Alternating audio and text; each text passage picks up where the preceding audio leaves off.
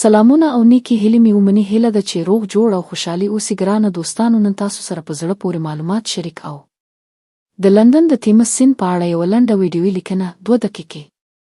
سرلیک: تیمس سیند د لندن زړه. پیژندنه: تیمس یو اوږد، ښکلی او تاریخي سیند دی چې د انګلستان له ختیځه پیل شوی او تر سمندر پورې رسیږي. دا سیند د لندن ښار له منځه تیریږي او شاوخوا 346 کیلومتره اوږدوالی لري.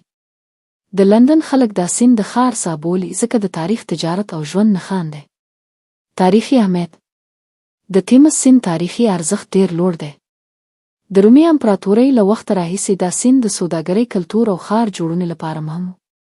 د لندن ډېر مشهور ځایونه د دې سیند پر غاړه جوړ شوي دي، لکه د لندن برج، د ښار زاړه پلونه، د پارلمان ودانۍ او مشهوره څرخ چې خلک پکې ښار ګوري.